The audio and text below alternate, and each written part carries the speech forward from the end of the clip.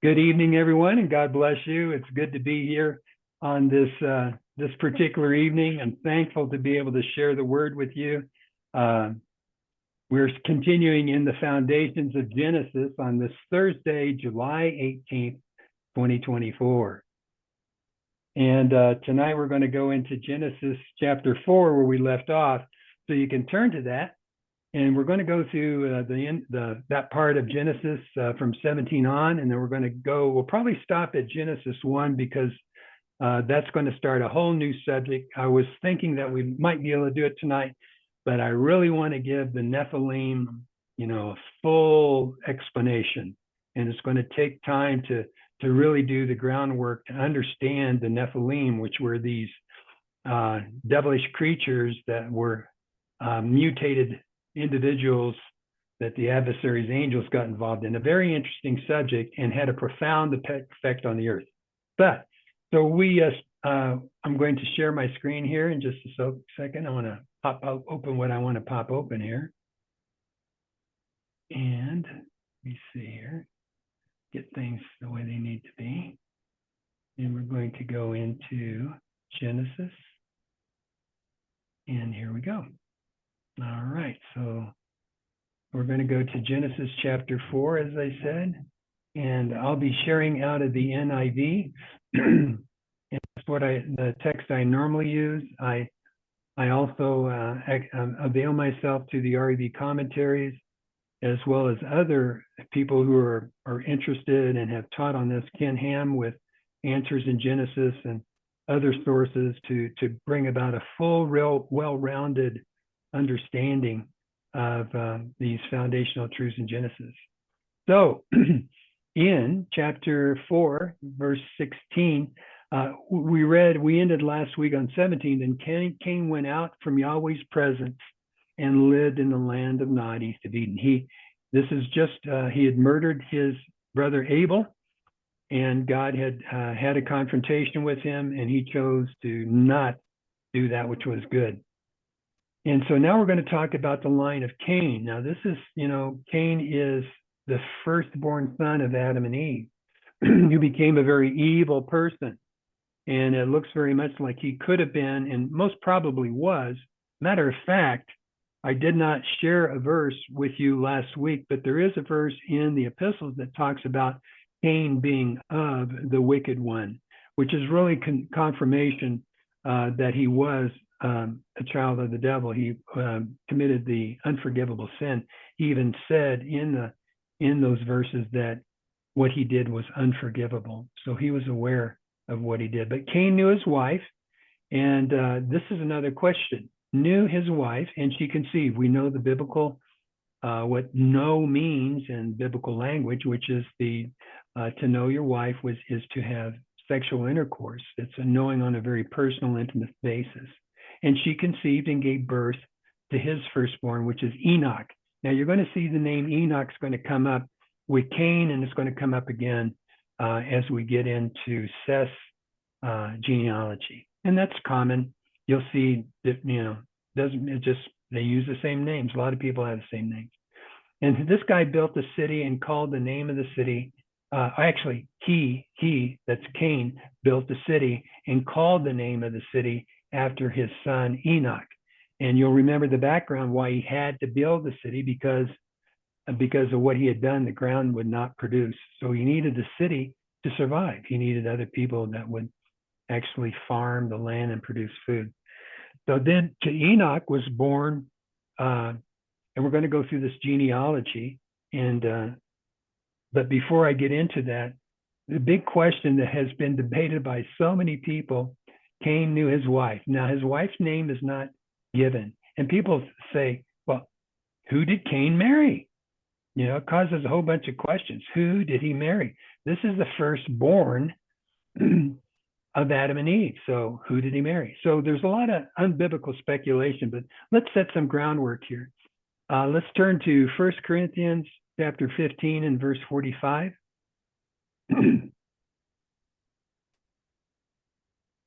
So 1 Corinthians chapter 15 and verse 45, we got a foundational truth. So also it is written, the first man, Adam, became a living soul. So the first man was Adam, and he became a living soul. Now, of course, we know the last Adam became a life-giving spirit. That was Jesus Christ. But the point is here, the Bible says that Adam was the first man. Now let's go back to verse that we read in Genesis. So we'll go back to Genesis. We read that the other week, Genesis 3:20. Adam called his wife Eve because she was the mother of all living.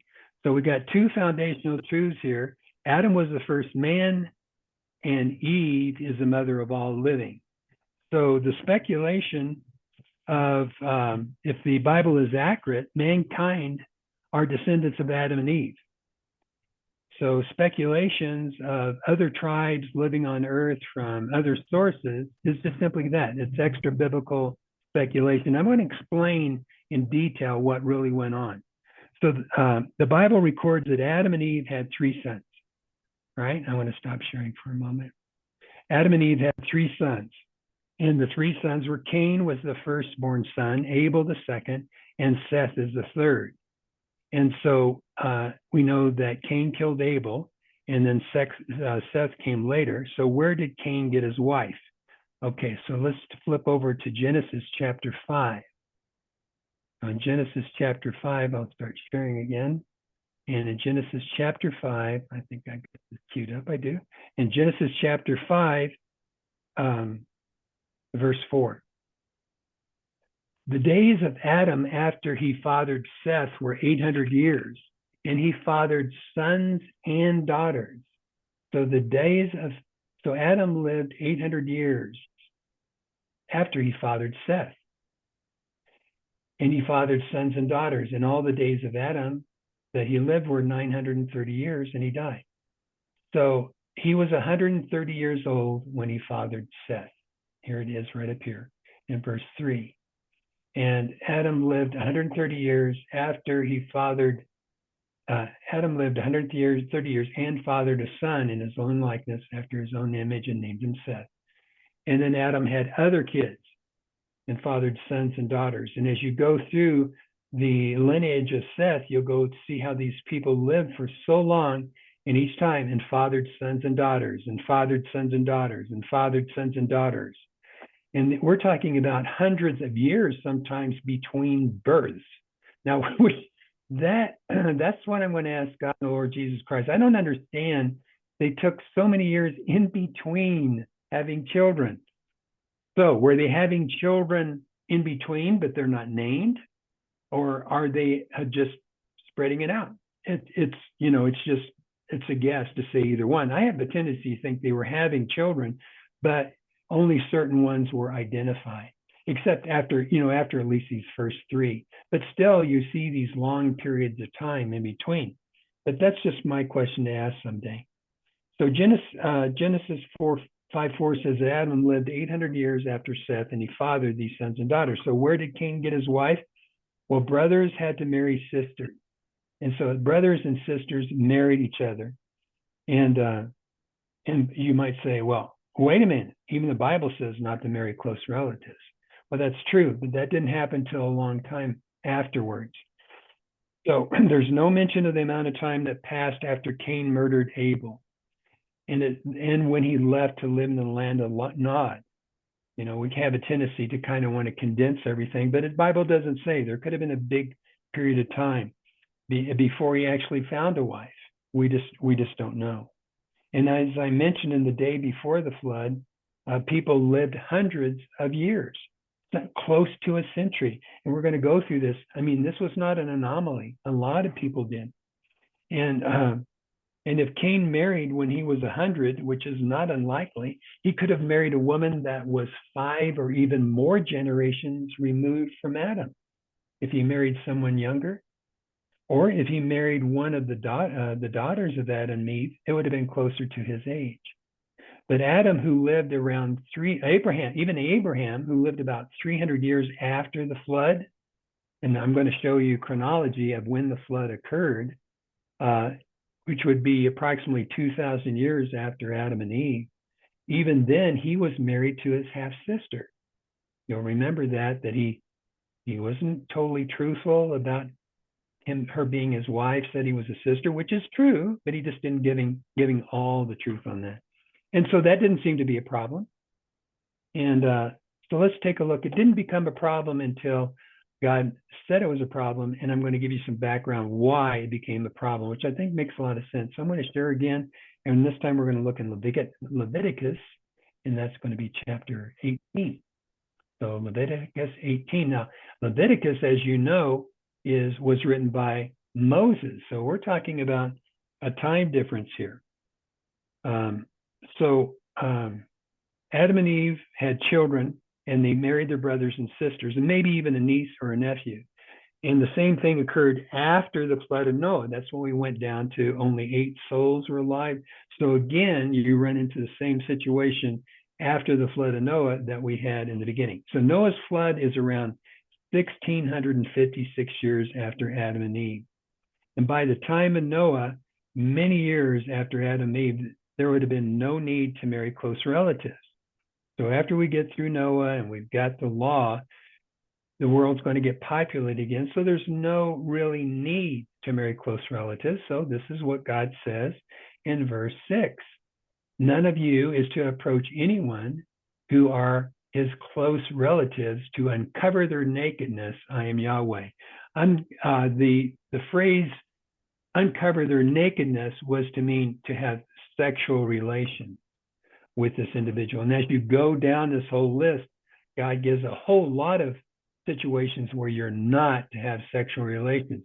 You're not to uncover the nakedness of your fathers, so children and fathers, or mothers.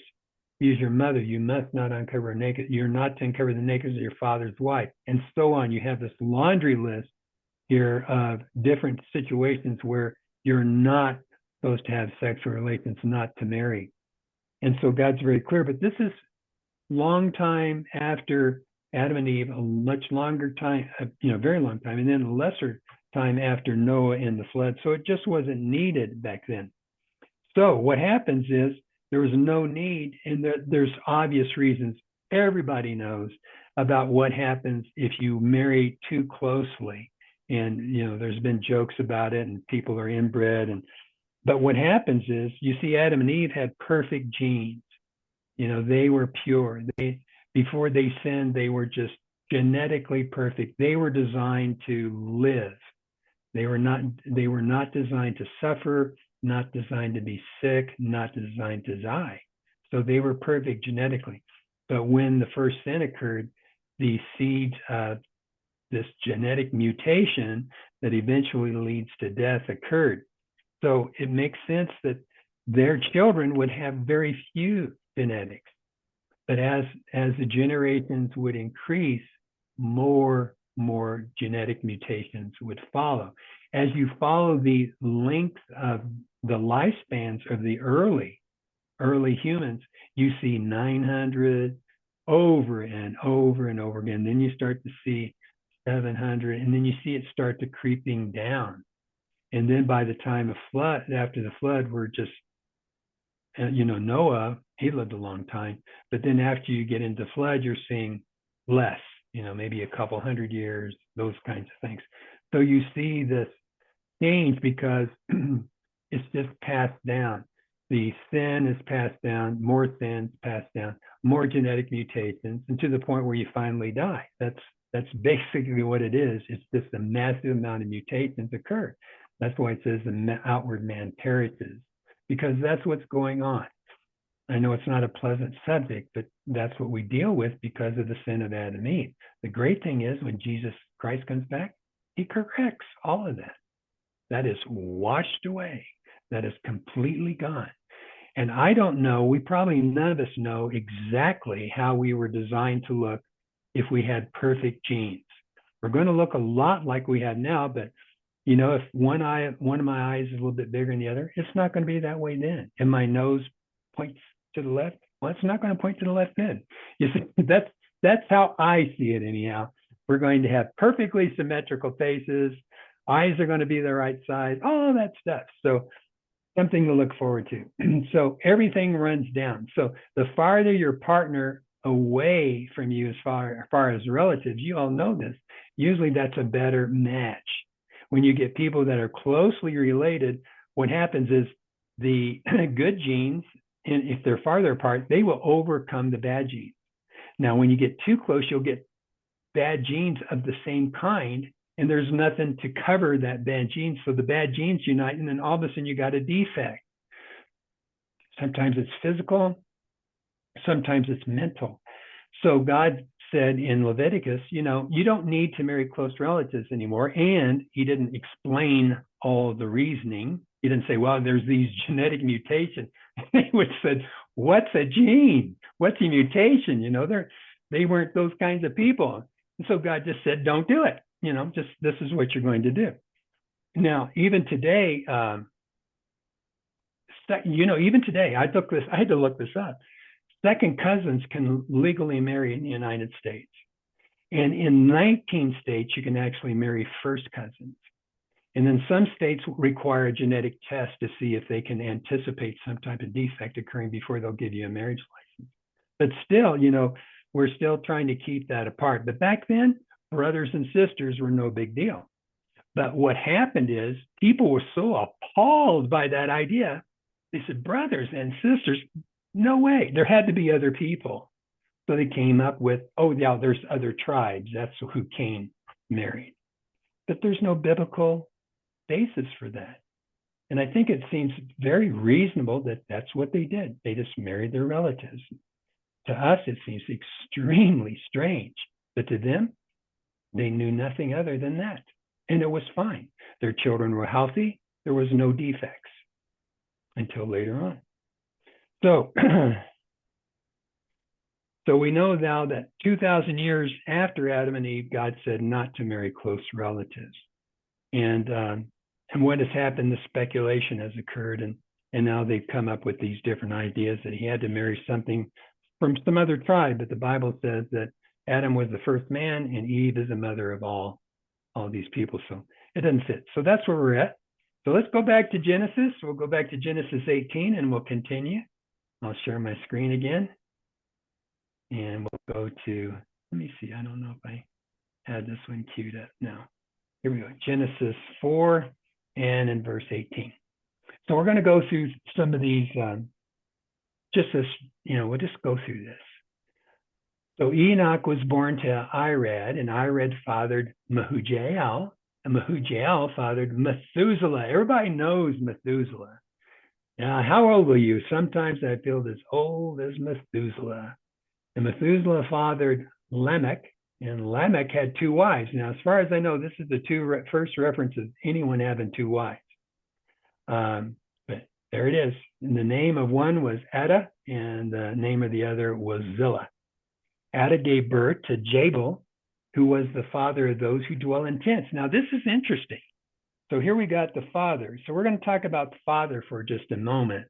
The Hebrew doesn't have a word for grandfather. It doesn't have a word for great-grandfather. It just says father. So just because you hear the word father doesn't mean, he is your father. That's why the Bible can say Father Abraham, even though he was a distant relation. So father can also be used for non-relational situations, like a father figure or a mentor. You guys probably know that Elisha was refers to the elder prophet Elijah as his father, and they weren't related. Job had been a wealthy man and said he had been a father to the poor. So sometimes father is used as a leader of a group. So, if you're, on a wagon, on a caravan, and you have a leader, he can be called the father. Also, it's used of a person who is an originator of something. And that's what we have here. As we read here that Jabal is the father of those who lived in tents and travel with their livestock. And then Jesus also was called the father of the coming age. So there's a lot of reasons. So here it is. It's very interesting that Jabal, he was the one who kind of really developed that dwelling in tents, the father of those who dwell in tents and have livestock. Now, if you go to the Bible ends now, it's still there until recently. Now they have kind of shanties, little makeshift dwelling places, but not long ago, they actually just took their tents with them and they moved along with the livestock. And that's what Abraham did. He lived in tents and he had livestock, and that's what they did. So this was passed on, and we'll talk about this more. His brother's name was Jubal, and he was a father that all who handled the harp and pipe. So this is kind of using one thing for a lot. This is really refers to all the stringed instruments at the time, and all the pipe refers to all the wind instruments at the time. So you're finding some very talented individuals here. Also, Zillah gave birth to Tubal-Cain, the forager of all kinds of implements of bronze and iron. Here you go. They're already working bronze and iron way, way back then. And so it's just interesting. These guys they're not Neanderthals. They're not bungling cavemen. They're intelligent and creative beings who are developing things that we even use to this day, and that's approximately in the first millennial. So we're talking about between 5,000 and 6,000 years ago. Of course, not quite 6, but I think that's quite amazing and kind of a blessing, because people have a tendency to think people of the past are not so smart. Even I find people like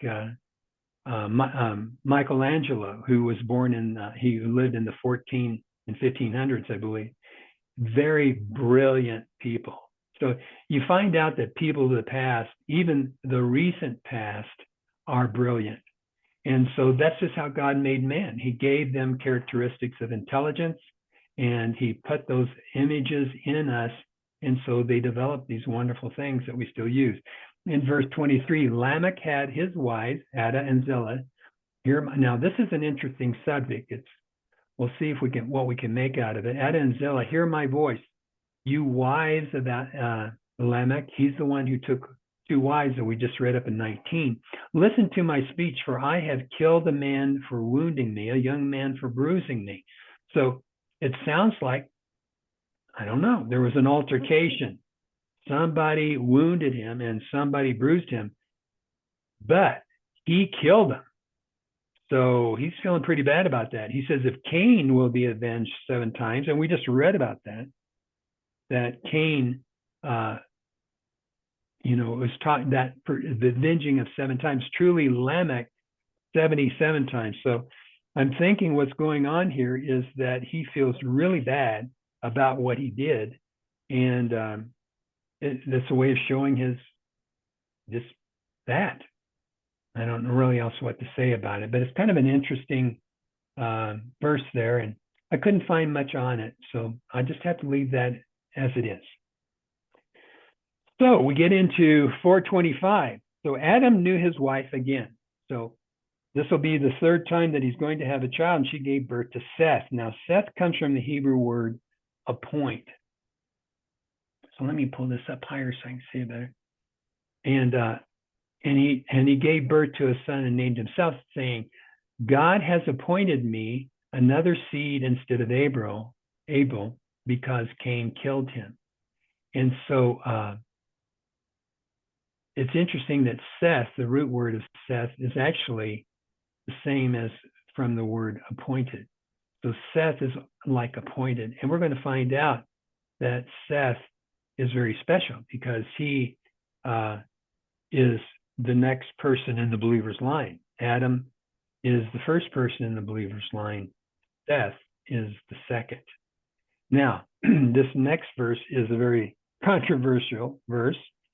But before I talk too much about that, let me see here. Yeah, that's right. Oh, here we have seed. We notice this word seed. For God has appointed me a seed. And this seed is the seed of Eve, which points back to the verse in Genesis, when I will put enmity between my seed and your seed, and the bruising of the head and the bruising of the heel.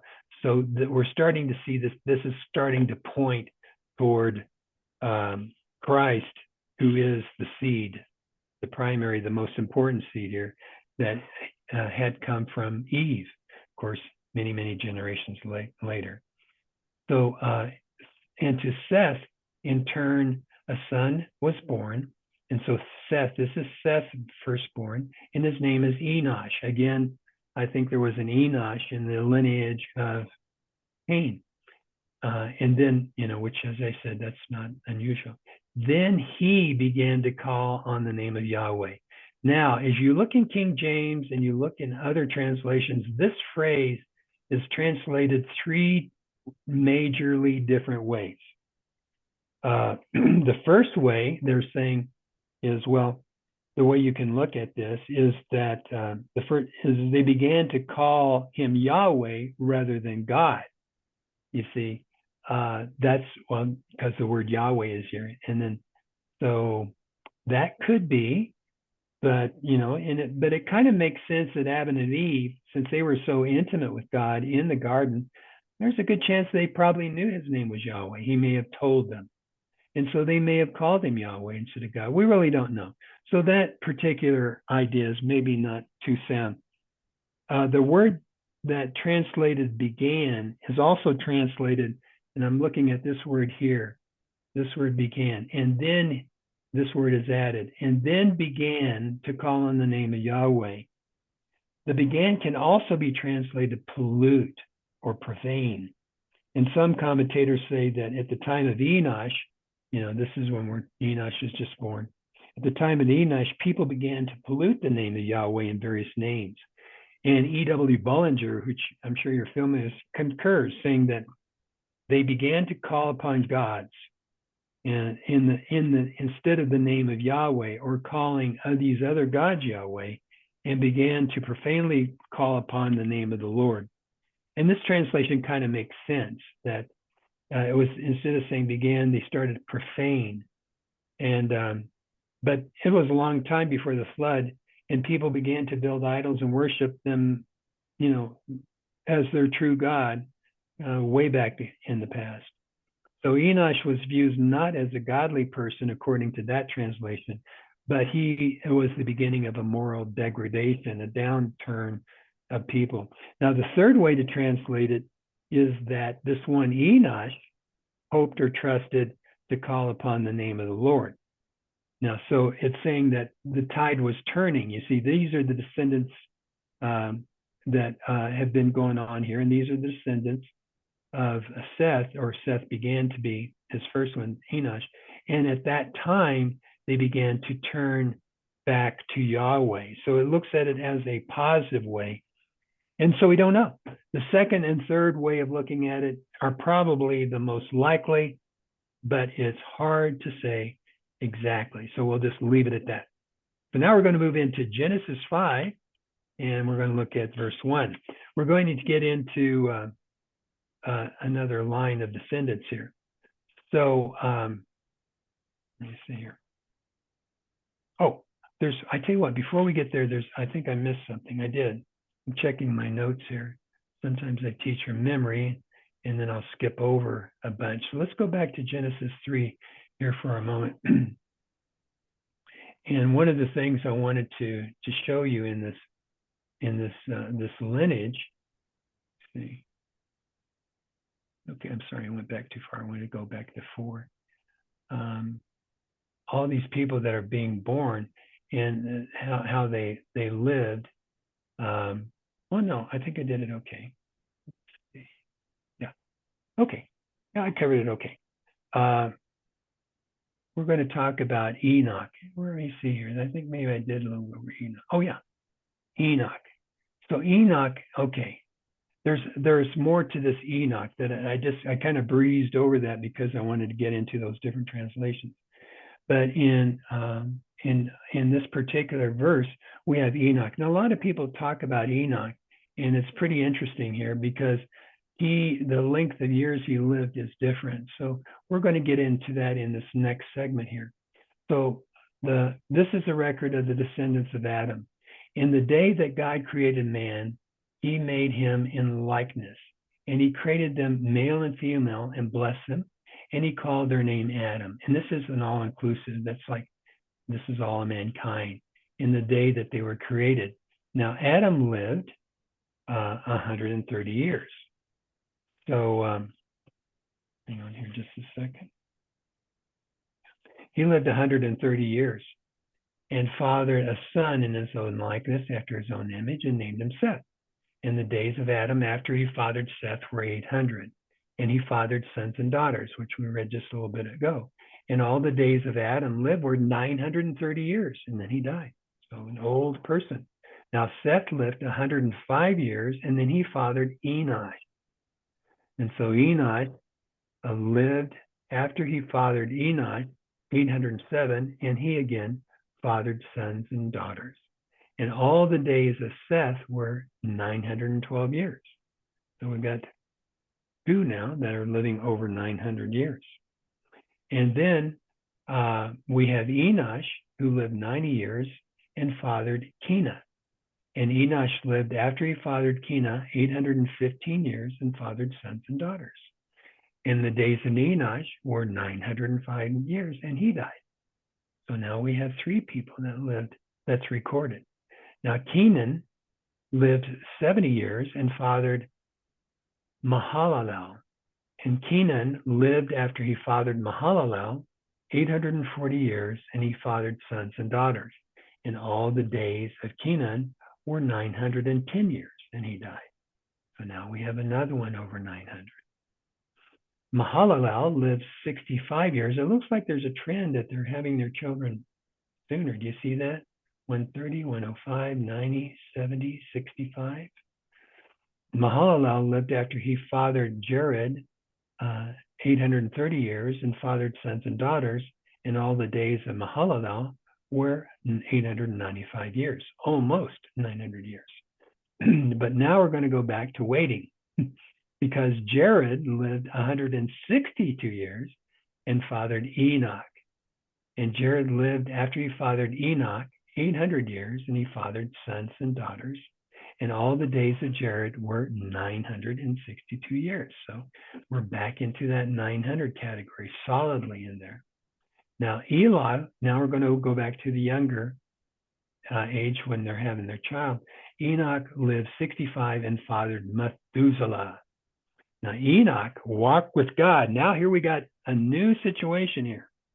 So Enoch walked with God. So we're going to look at this. So what happened to Enoch here?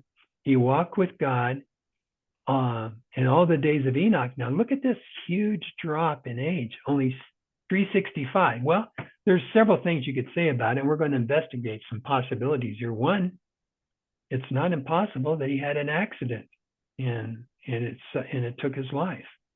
There are other thoughts on it too. Enoch walked with God, and he was no more because God took him. Here we go.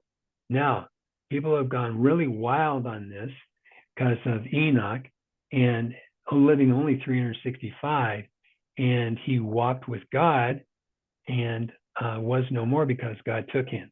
So let's just kind of go through this and get some biblical basis here on what could have happened to Enoch. Let's take a look in Hebrews. He's brought up again in Hebrews 11. So we're going to go to Hebrews 11 and in verse 5. Whoops. I have a tendency to do that. 11 and in verse 5. By trust, Enoch was moved so he would not see death. And he could not be found because God moved him. Before he was moved, he obtained the testimony that pleased God. Okay. Now we see that, we know that to be true here in Hebrews, but the problem is they're saying he did not see death, and that's interpreted that he did not die. But let's flip over here. We're going to come back to this in a moment back in Hebrews, but we're going to jump over here to the Gospel of John, and we're going to look at chapter 3 and verse 13. We want to keep wanting to get some basis so we can draw a biblical conclusion on what happened here, at least the best we can. And here in John chapter 3, no one has gone up to heaven but he who came down from heaven, the Son of Man who is in heaven. No one has gone up in heaven. So if you said he went up in heaven, then what about John 3? So it doesn't, Enoch has not gone there either. Only one who's gone to heaven has been Jesus. Now, if you could go to heaven before Jesus, then we wouldn't need Jesus. And so that's not a good argument on what happened to him. So let's take another look here, and we're going to go down to Hebrews, back to Hebrews 11. We're going to go down to 13. Now, the word goes through a whole bunch of people here. I'm not sure exactly.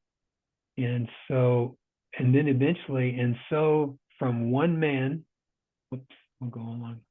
13. All these people were still living by trust. That includes Enoch and other people that was mentioned previously. All these people were living by trust when they did what? Died. Not having received the promises, but they saw them from a distance and saluted them and professed that they were foreigners and residents and aliens on earth. We do the same thing.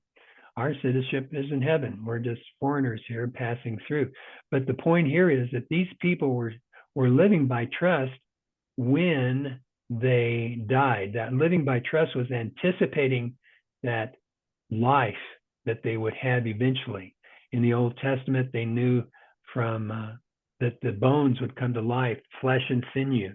They knew about the resurrection, but they died not having received the promises. So if they died, we got Noah up here, and we got all these people up here, and Abraham and Sarah, and there's Abel and all these guys, Enoch. So Enoch was moved so he would not see death. So the idea is becoming clear that he didn't see death, which means he didn't see death in that people who were trying to murder him or kill him could not.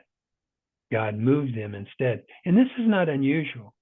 This has happened to others. So it could be that God moved Enoch from one place to another because he was a man of God, and because of that relationship, and he walked with God, he could have been moved somewhere, and there was no record of his life, where he lived, or when he died.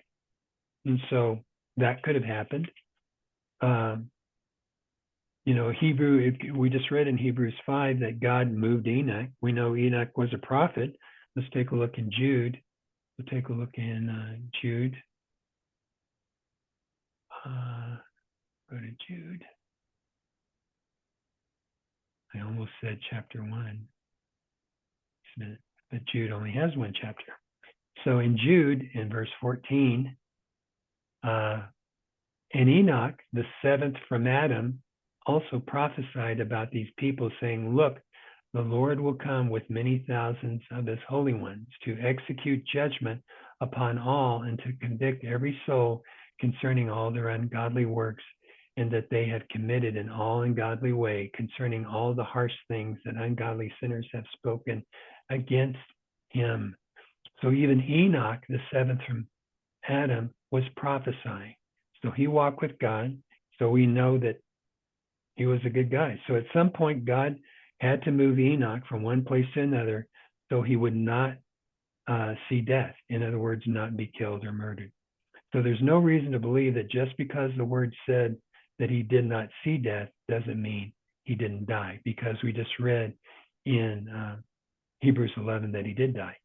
Now, Elijah, as many of you probably know, was moved from one place to another. Let's take a look in Kings, 2 Kings.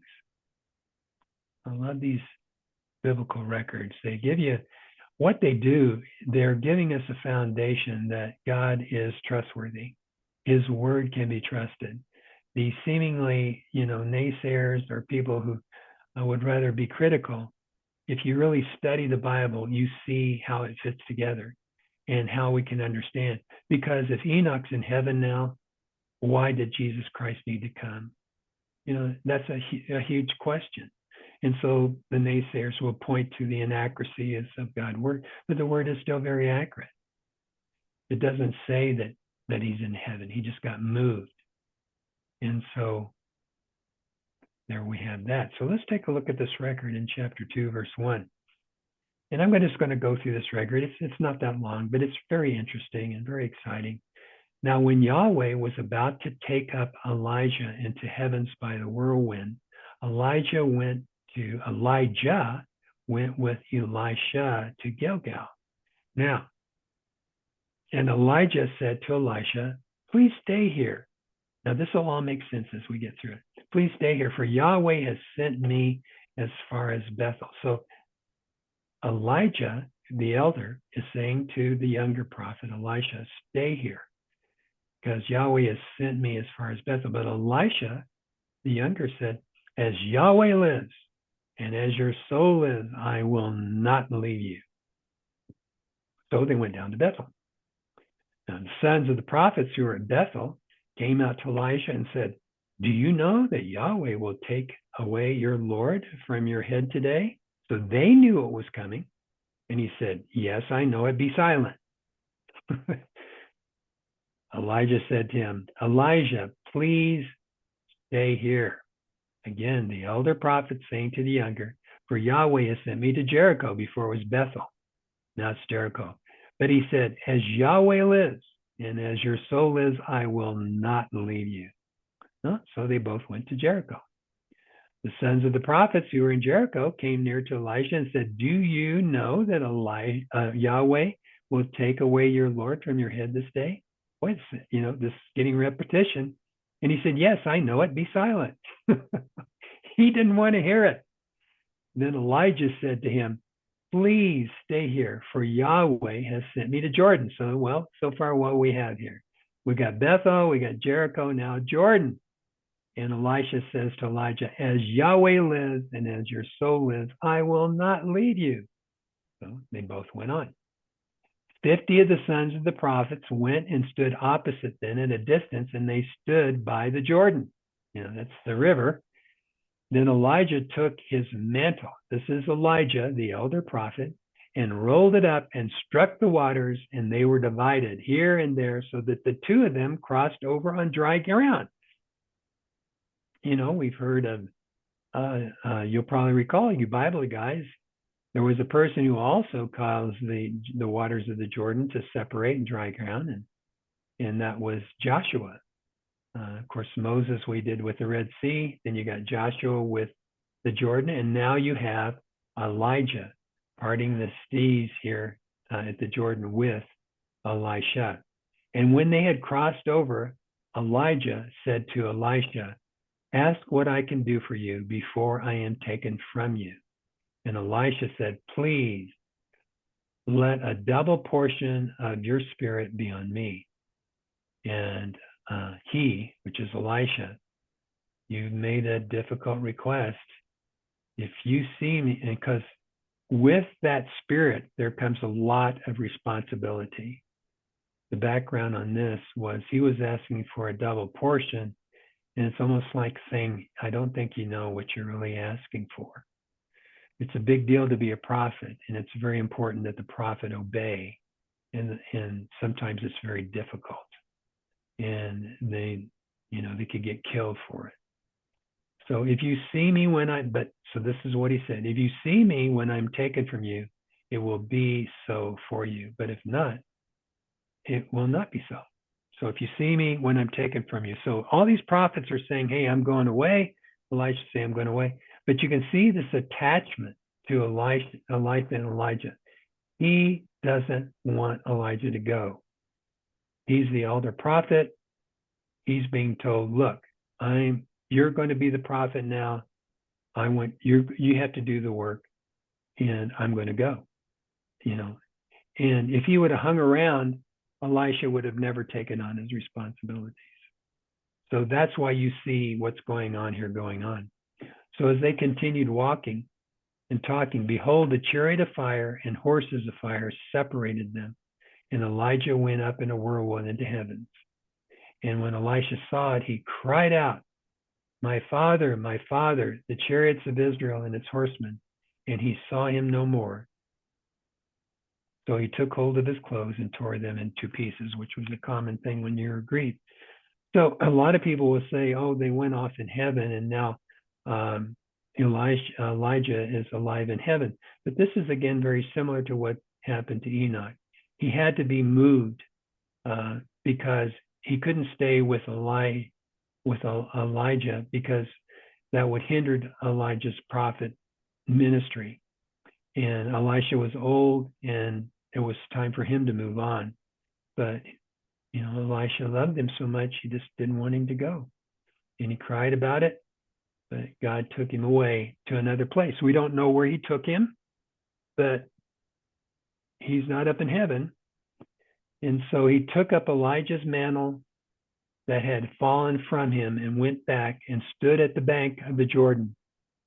And then he took the mantle of Elijah, which had fallen from him, and he struck the waters and said, "Where is Yahweh, the God of Elijah?" And when he struck the waters, they were divided here and there, and Elisha crossed. So that is actually the fourth record of the parting of Jordan. But that, I wanted to give you a good background on God moving people again. Now let's take a quick look in Acts. So in Acts, I don't think I'll go there tonight, but you know about Philip the evangelist. After he witnessed to the eunuch, he was whisked away. So it's not uncommon for people to be moved by God. Jesus Christ was in a room, and then he wasn't. Eventually, Enoch was no more, and God took him, but that does not mean that he didn't die and he went alive into heaven. It simply means God moved Enoch from one place to another. So let's go back to our record here. We're going to wrap up here before too long. Let's see here. We're back into Genesis chapter 5:25. Methuselah lived 187 years and fathered Lamech. Methuselah lived after he fathered Lamech 782 years and fathered sons and daughters. And the days of Methuselah were 969 years, and he died. So he's the oldest guy recorded. Lamech lived 182, fathered a son, and he named him Noah. So Methuselah is Noah's grandpa. It doesn't say that in the word, but there you have Noah, there's his dad, and there's his dad's dad. Saying, "This one will comfort us in our work and in the pain and toil of our hands because of the ground that Yahweh has cursed." So Noah gets credited in Jewish tradition. We don't know. This is what Jewish tradition says, that he figured out how to build a plow, which made working the soil easier. And he also figured out how to make wine, which brought comfort to people. So that could be the case, could not be. Otherwise, we really just don't know. Lamech lived after he fathered Noah 595 years and fathered sons and daughters. And after the days of Lamech were 777 years, and he died. Noah was 500 years old, and Noah fathered Shem, Ham, and Japheth. Now, that doesn't mean he fathered them all when he was 500 years old, but he did father three sons, which are very important because they're coming up here. We're going to get into the Nephilim next week, but I want to take a time to talk just a little bit. It seems that the oldest, according to the Genesis record, and we'll look at other places, but I'm not going to go there now, the oldest was Japheth, and the second was Shem, and the third the youngest was Ham. Now, Shem is put in the first line here because it says Shem, Ham, and Japheth, because Shem actually becomes the priority because he is the believer's line. And then you have Ham and Japheth. Ham is actually the youngest, but Japheth to the last, but he has some association that probably caused him to be in the second place. So it also talks about how old they were at the time of the flood, and I'm not going to take the time to go over that, but I do want to show you something that I think is very interesting here. And most of you, you may be very aware of this, but I'm going to just show you something in the REV that's very interesting that I think you'll really enjoy as time goes by. And you may be very familiar with this, and if you are, great, but let me show you something here. I'm going to open up just as the REV, and over here where you have the hamburger menu, where you have the bun and the hamburger meat and the bun, we call it hamburger menu. You open that up and you'll see down here you have chronology. Chronology is extremely important, and actually it's an REV Bible chronology that starts with the year 0. And here we have, I'm going to click on this to just show the years that have events. Click on this arrow here, or this box. So it's just going to show us a major events, not all the years in between. So here we're going to have year 1. Adam was formed, made, and created on Tishri 1. And this is 3,961 years BC. Now, this was figured out with all the generations, and it's probably pretty close to accurate. So that's why we say Adam and Eve lived 4,000 years before Jesus, because Jesus we're talking about was later, as you can tell. So it's normally an estimate. And then we have, in the Bible record shows that Seth, they call it ascension, but it's really what we usually call it, is his birth year. And it shows you where the documentation. Adam lived 130 years and fathered a son in his own likeness and after his image, and named him Seth. We just read that together. And then you're going to see Enoch, another, and then Canaan's, also Kenan. Matter of fact, the record of the believer's line that I read to you in Genesis is also recorded in Luke. When they go through that, when it shows Christ's genealogy all the way to Adam, you can see the same things. But you'll notice that one time it says Canaan, other times it says Canaan. So in Genesis it's one, and then Luke it's another. Then you got the Mahalalel, and was born in that year, 395. Then you got Jared, 460. Enoch, we talked about quite a bit, 622. Methuselah was born in 687. And all these are documented when they lived, and you can add this all up. 874, Lamech, and then Adam died at 930 years old. Well, guess what year that was? 930, because he was the first. So Enoch dies at 365 years old, and there's the year he died. And then you have the death of Seth, and then you have Noah's birth. He's born very close to 1,000 years after, 1,056 after Adam and Eve. And then you have Enoch dies at 905. Canaan, as we just talked about, dies at 910. And Mahalalel dies at 1290. Now, I'm going to stop here in a minute. I just want to get you to the flood. And Jared dies at 962. And then Japheth is born at 556. Ham, that's one of Noah's sons. And when Noah's was 502, he's born at 558. And Lamech died, we talked about him, 777 years. And then here's the flood. So here we are at approximately 1,656 years after Adam and Eve, the flood of Noah occurred. Before the flood of Noah occurred, the Nephilim showed up. And the Nephilim were the cause of Noah's flood. But I just wanted to give you some chronology. Now, Methuselah dies at 669 years old.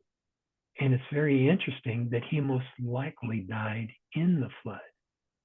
I had never thought about, considered it, but that's how the chronology works out. And then we have Noah and his family leaving the ark at 1657. So I wanted just to share that with you to intrigue you a little bit and to invite you to do that. The only place you can find that, though, is on the internet. It's not in a biblical form. At a Bible, it's not printed out. So you can go onto a website that's revisedenglishversion.com, and it shows you just what I just showed. You can go into the hamburger menu and open up chronologies.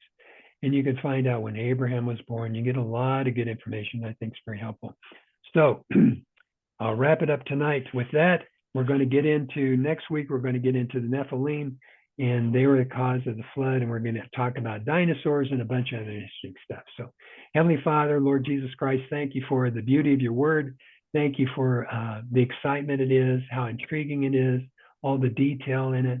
So thank you for your blessing on this group, for a wonderful night's sleep.